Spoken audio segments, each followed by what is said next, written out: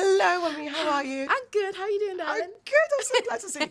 It's like you're like my child because every time I see you on screen, lighting up a screen, I'm so excited. Thank you. How are you feeling? I feel good. Yeah. I feel good. I feel really proud. I feel very excited. And I also feel a little bit sad. I'm like, oh, it's no longer our little secret anymore. It's like people are going to come out and tell us what they think. And I hope that they love it. But, you know, there's always that like, scared, that fear. Yeah. You know? I mean, I actually wanted to speak about that because being on set, and this film has so much layers and depth and cultural oomph that there's a lot of moments that you feel it in your soul. So that feeling on set, what can you describe what that was like when, especially in those moments when it is heightened? Oh, you know, this whole experience felt kind of magical. The connections we felt, the connectedness we felt, the power,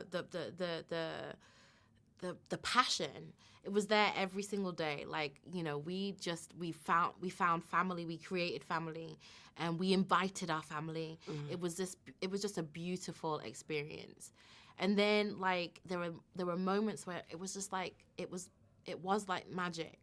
I'm just even thinking about my first day on set with Michael in my shop, and we're kind of stood rehearsing and talking, and then up in the ceiling, there's all these little cards that you can't see it on the camera, but it was all there, and one of them flutters down, lands on Michael, and it's his lucky number, and we were just like, oh, we are exactly where we're meant to be right now.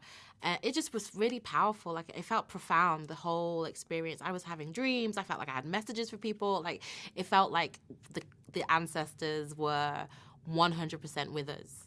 I mean, your character is Annie, who is a hoodoo queen. So that all aligned. Did you have any, not reservations, but reservations about maybe this is who you're representing spiritually, from a religious aspect, kind of issue? No, for me, it was like I knew nothing about hoodoo, and I felt like Ryan had written with such sensitivity and reverence of the power of these conjure women, these priestesses, these spiritually connected people, and that I have this reverence for it now.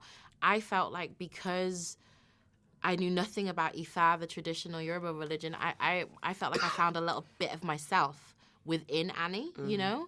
So I had no reservations. I know that I'm actually grateful that that voodoo isn't just this thing that I saw, the scary thing that I saw on like James Bond once.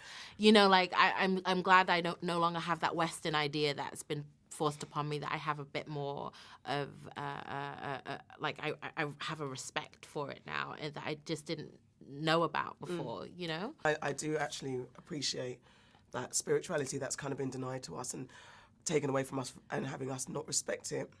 Yeah. It's being reimagined and re-envisioned and told on screen in a way that's respectful. Yeah. But I've read and seen that you're saying you don't like horror, but yet his house, this now, even Lovecraft. Yeah. You falling back in love with horror, or in love with horror? You know, I've never been a horror fan, because I've always thought it was like, you know, people in mass with knives just killing people, right? Running. What's the message? That's not my cup of tea. Yeah. But when I saw Get Out, that was the first time I was like, you know, I went to see it because everyone told you gotta go see it, you gotta go support, and I went, and I was like, wow.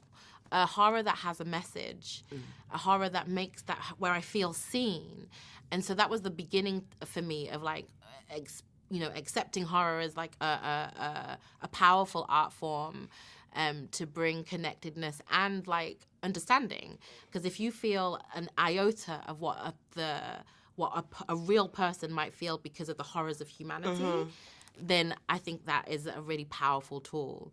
So yeah, his house, Sinners, I feel like this can open up a little bit of a connection and a dialogue with someone who may not even who may not see or experience these horrors in real life, you know.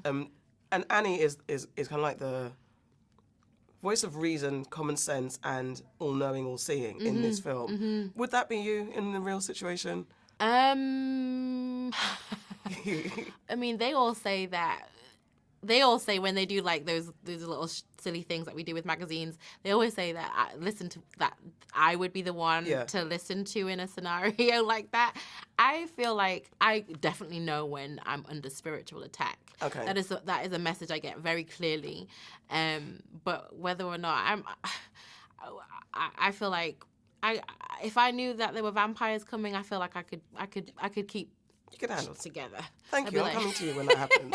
And finally, I have to respect your hair game, your look game, but specifically your hair game on this press run. And it's very important. You're talking to us in a way that's very important. Just want to take a moment to what is this? Obviously, it's intentional, but speaking to your hairdresser, big her up, whenever Dion your team. Smith. Whoop, whoop, whoop, whoop. Dion, yeah. Is this intentional? Oh, yeah, this whole press run, everyone I have worn has been a Black designer, and I've wanted my hair to have, Black African vibes, energy.